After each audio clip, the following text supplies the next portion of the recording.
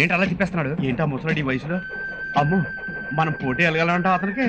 ప్రతిరోజు ఇలా కర్రసాములు చేస్తా ఉంటారండి. అలాగా? బాబు గారు మీకు మంచి వార్త అండి. ఏమిటమ్మా విశేషం? మన నిర్మలమ్మ కొడుకండి, అదే కోటయ్య గారు మనవడు బాబు. నమస్కారం. నమస్కారం. ఏది మన కోటయ్య గారి నిర్మలమ్మ కొడుక? అవునండి, సోమయాజులు గారని మీ తాతగారి తర్వాత అంతటి వారు. నన్ను ఆశీర్వదించండి. దీర్ఘాయుష్మాన్ భవ. లేనాయనా, అవును మీరు ఇదివరకు నా దగ్గరకు వచ్చారు కదా? అదో పెద్ద స్టోరీ అండి. అడ్రస్ కనుక్రమని నేనే పంపించాను. మీరేమో అయ్యయ్యో, పొరపాటు జరిగిపోయింది. తప్పు మాదేనండి, మిమ్మల్ని ఏమో కంపోజ్ చేసి. కంపోజ్ కాదు, కన్ఫ్యూజ్. సారీ. సారీ కాదు, సారీ. అందుకే నీ వైఫ్ నీకు సారీ చెప్పి వెళ్ళిపోయింది. నోర్మై. చాలా సంతోషం బాబు. మీ తాతగారిని తలవని రోజంటూ ఉండదు మాకు. అవునండి, ఆ మహానుభావుడు అంతగా మా హృదయాల్లో నిలిచిపోయాడు. మాకు కూడా అంతే. ఆ కనిపించేదే బాబు మా ఇల్లు. చాలా బాగుందండి.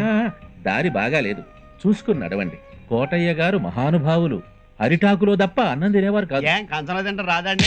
అబ్బా, అరే నాకు అది అలవాటే. Of course. అరిటాకు లేకపోతే ఆ పూట అసలు అన్నమే ముట్టను. అలాగా? కొబ్బరాకులన్నీ అడ్జస్ట్ అయిపోతాయండి. సంతోషం. అది ఇలా ఇచ్చేస్తే అరే బాబు, అరిటాకులు వేయండిరా. ఏంటి ఇడాకులు ఇస్తావా? భోజనం చేసే ముందు కోటయ్య గారు 2 గ్లాసులు నీళ్లు గటగటా తాగేసేవారు నాయన. మేము అంతేనండి. తాగింది ఎక్కువైతే ఒకసారి భోజనం కూడా చేయమండి. అలా నీళ్లు తాగితే అన్నవాహిక ఆరోగ్యంగా ఉంటుందనేవారు. పుచ్చుకోండి. అంతా కోటయ్య గారి పద్ధతి బాబు. అర్థమవుతుంది, అర్థమవుతుంది. మీ రుసులు అభిరుసులు మాకు తెలియవు. ఏంటి లాక్ కొరసగుందా? ఎందుకో అనుకోకుండా వచ్చిన అతిథులు కాబట్టి మీరేమి ఇబ్బంది పడకపోతే. చూడండి, మీరేం ఇబ్బంది పడద్దు. ఏది ఉంటే అది పెట్టండి. మా తాతయ్య కోటయ్య గారే వచ్చాడు అనుకోండి, ఆ మహానుభావుడు ఏం తింటే అది పెట్టండి చాలు. అంతే కదా? అయితే సరే. నాయనా, కోటయ్య గారు తినే పదార్థాలు తీసుకొచ్చి వడ్డించండి.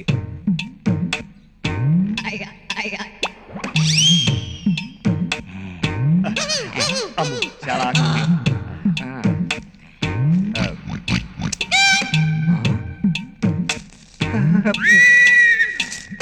అయ్య బాబు, అమ్మో,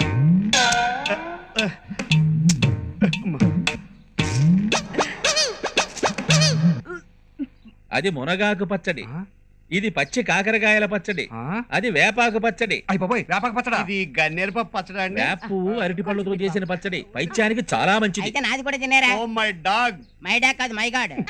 నిన్ను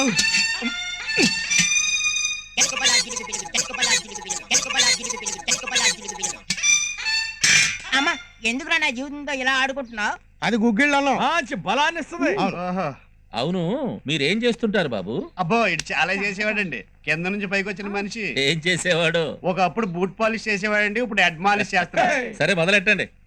ఏమిటి ఆలోచిస్తున్నారు? చనిపోయేదాకా కోటయ్య గారు తీసుకున్న ఆహారం ఇదే. మరి మొదలెట్టండి.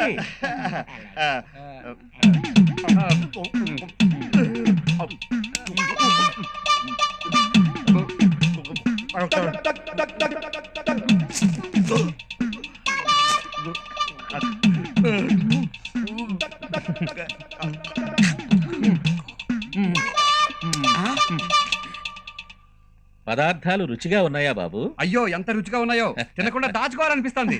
మాకు అంతే, మాకు అంతే. అలాగా నాయనా, మరి కాసిన వడ్డించండి. వద్దండి, తినలేక చచ్చిపోతాం. మేము అంతే, మేము అంతే. మీరు రావడమే మాకు ఆనందం. అమ్మా సావిత్రి, ఏంటి బాబు? వీళ్ళకి కోటయ్య గారి ఇంట్లో విడిచి చూపించు. అలాగే. శోభనం చేయించిన మావ అంటే చేతికి చక్రం ఇచ్చి ఊరంతా తిరిగి రమ్మంటున్నాడు. తిరిగి అలసిపోతున్నాను. పొద్దు అయ్యేసరికి నిద్రపోతున్నాను. ఏంటో లైఫ్, ఎప్పుడుకో శోభనం. అబ్బాయి గారు, ఊళ్ళో దిగిన కోటయ్య గారు అసలు మనవడే అంటారా? అయితే ఏంటట, కాకపోతే ఏంటట? ఆడేమైనా దగ్గరుండి మా శోభనం జరిపిస్తాడా?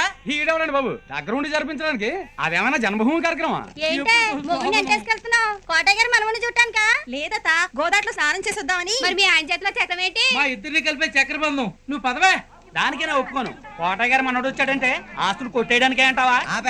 ఈ రోజుల్లో ప్రేమలు గేమ్లు ఏంట్రా, ఆడొచ్చింది గ్యారంటీగా ఆస్తులు. ఇదిగో చక్రపాణి, నా పేరు చక్రపాణి కదా, బుద్ధచారి. ఏదోట్లా గానీ ఏం చేస్తుంటావో? మా మాంగారిని శోభనం చేయమని అడుగుతూ ఉంటాను. అవును బాబాయ్, నిర్మలత్త కొడుకు వచ్చాటగా, చూసావా? ఇంకా లేదే, పదండి వెళ్ళొద్దాం. వెళ్ళొద్దా?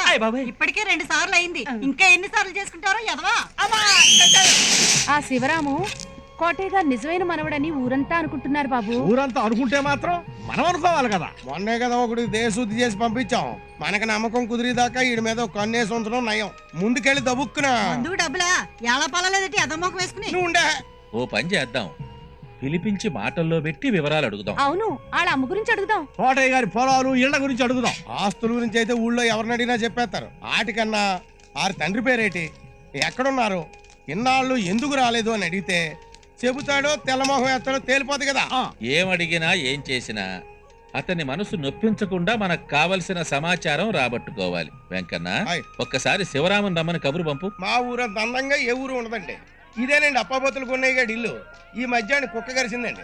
ఈడు బతికాడు, కుక్క చచ్చిపోయింది. ఆ మధ్య ఆత్మహత్య చేసుకోవడానికి గోదాట్లో దూకితే ఆడిని రక్షించడానికి ఆడు బామ్మరి దూకాడండి. ఈడు బతికాడండి, ఆడు బామ్మరి చచ్చిపోయాడండి. భలే చిత్రమైన జాతకండి బాబు ఆడిది. నమస్కారం అండి సోమరాజు గారు. ఆ, చాలా మంది ఉన్నారు, ఇంటర్వ్యూ అనుకుంటా. అబ్బే అదేం లేదు బాబు, ఊరి పెద్దల్ని నీకు పరిచయం చేద్దామని. పైగా నువ్వు వచ్చాక మనం తీరిగ్గా మాట్లాడుకోవడం కూడా కుదరలేదు. దా కూర్చో. చెప్పండి. అవును, మీ నాన్నగారి పేరు ఏదో ఉండాలే, మర్చిపోయాను. పర్వాలేదు, గుర్తొచ్చినప్పుడే చెప్పండి. ఆ, మీ అమ్మగారిని చూసి చాలా కాలం అయింది. చాకలకాంతమా చచ్చిపోయి 10 ఏళ్ళైంది కదరా. మీ అమ్మ కమల గారు, మీ నాన్న చంద్రరావు గారు క్షేమంగా ఉన్నారండి? చూడండి, మా అమ్మ పేరు కమల కాదు, నిర్మల. మా నాన్న పేరు పడుగు భాస్కర్రావు. మా అమ్మ అంటూనే ఉంటుంది, మనం అక్కడికి వెళ్ళకపోతే మన పేర్లు కూడా మర్చిపోతారా అని. అబ్బెబ్బే అది కాదు బాబు. నన్ను మాట్లాడనివ్వండి. మీరందరూ మా ఫ్యామిలీ మెంబర్స్ లాంటి వారు. నా బాధ, ఆవేదన మీకాక ఎవరికి చెప్పుకుంటాను? అమ్మ, నేను ప్రతిరోజు తాతయ్య గురించి, ఈ ఊరి గురించి, ఈ గోదావరి గురించి డైలీ సీరియల్ లాగా మాట్లాడుకుంటూనే ఉంటాం. మీ అమ్మ నేను కలిసి తిరిగేవాళ్ళం, ఆడుకునేవాళ్ళం. నన్ను చెప్పని సావిత్రి అత్తయ్య, నాన్నగారు అంటే పడుగు భాస్కర్రావుని ప్రేమించి తాతయ్య గారిని ఈ ఊరిని వదిలి వెళ్ళటం తొందరపడ్డానేమోనని బాధపడుతూ ఉండేది. దేవుళ్ళ లాంటి తాతగారిని బాధ పెట్టానేమోనని ఎప్పుడు ఏడుస్తూ ఉండేది.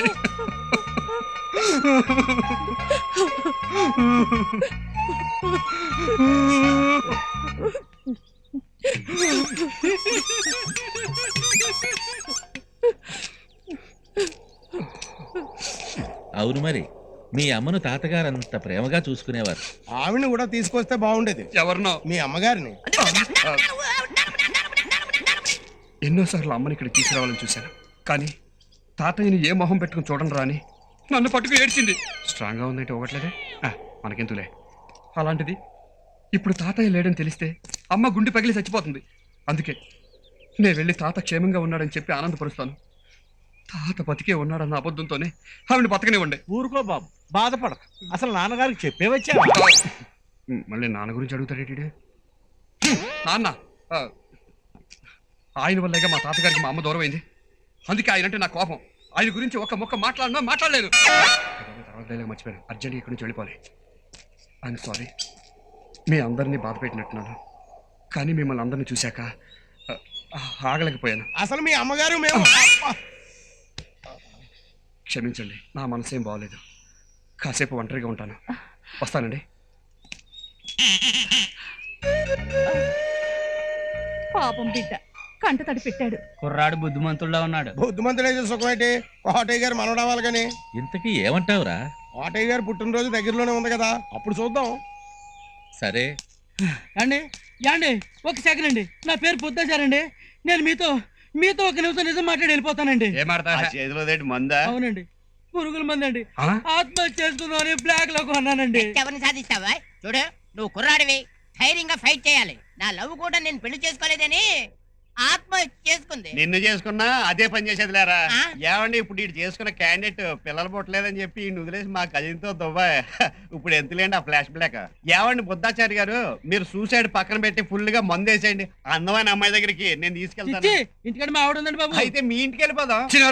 అయితే నీకు పెళ్ళయిందా? అయ్యిందండి, కానీ తర్వాత అవ్వట్లేదండి. ఆ తర్వాత అంటే పిల్లలు పట్టడమా? మధ్యలో ఇంకోటి ఉంది కదా, శోభనం, గ్లాడ్ టు మీట్ యు. అదే అవ్వట్లేదండి బాబు. అందుకే నీసిపోయి ఇదిగో ఈ పురుగుల మందు కొనుక్కున్నానండి. Very good. రేయ్, ఇతంతా ఫుల్గా మందు కొట్టించేద్దాం పదండి. అలాగే అలాగే అంటే నాకు మందు వద్దు. యా, అది కాదండి, మందు కొడితే ధైర్యం వస్తుంది, ధైర్యం వస్తే బతకాలనిపిస్తుంది, బతకాలనిపిస్తే ఈ పురుగుల మందు వేస్ట్ అయిపోతుందండి బాబు. ఎవడా హైడ్? అమ్మా!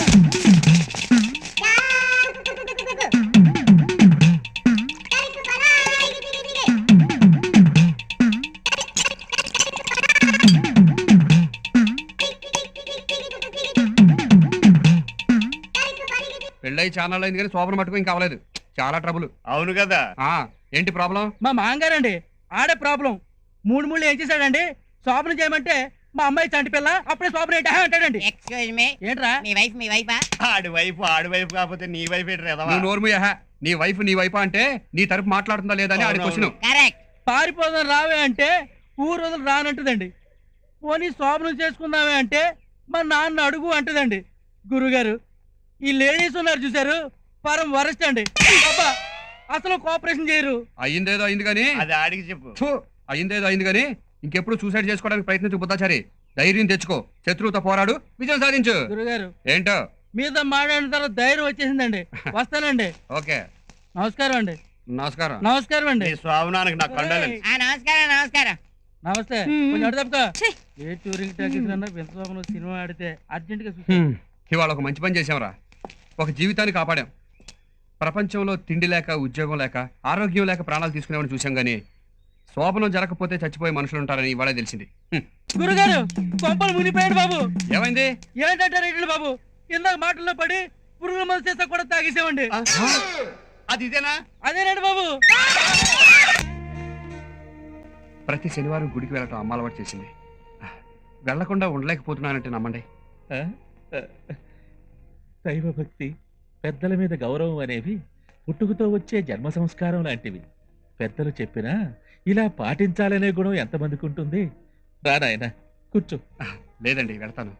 ఇంకా విష్ణు సహస్రనామం పారాయణం చేసుకోవాలి. కాస్త కాఫీ తాగి వెళ్దువు గాని.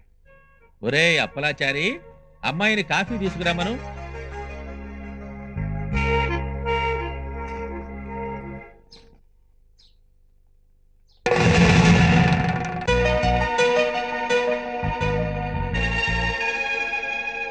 నేను చెప్పిన శివరాం ఇతనేనమ్మా, కోటయ్య గారి మనవడట. వసంతలక్ష్మి అని మా మనవరాలి స్నేహితురాలు. మీ తాతగారి జీవిత చరిత్ర రాయడానికి ఈ ఊరు వచ్చింది. నీకు సహాయంగా ఉంటుందని పిలిపించాను. కాఫీ పుచ్చుకోనాయన. నిన్న షాక్ తగిలినప్పటి నుంచి చాలా వెరైటీగా ఉన్నాను. షాక్ తగిలిందా? కరెంట్ దగ్గరికి వెళ్ళొద్దని నీకు ఎన్నిసార్లు చెప్పాలి? కరెంట్ కదా మరి దానికంటే పవర్ఫుల్. ఆ జర్నలిస్టు ఈ ఊళ్ళోకి వచ్చింది. నిజమా? అవును, సోమయాజుల గారి ఇంట్లో చచ్చింది. ఆయన మనవరాలు ఇది ఫ్రెండ్స్ అంట. అయ్యో బాబోయ్, ఇప్పుడు ఏం చేద్దాం? పారిపోదామా? అంతే మరి, ఇంకేం చేస్తాం? నోర్మై, మన గుట్టు దాని చేతిలో ఉంటే దాని ప్రాణం మన గుప్పిట్లో ఉంది. నోరెత్తకుండా సైలెంట్ చేస్తాను. ఎందుకు వచ్చిన రిస్క్. నా కాళ్ళు తీసుకో.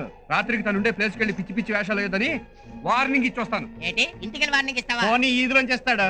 తాచుపాము విషం పిండి కూరలు పీకాలంటే పొట్లో చేయి పెట్టాల్సిందే, తప్పదు.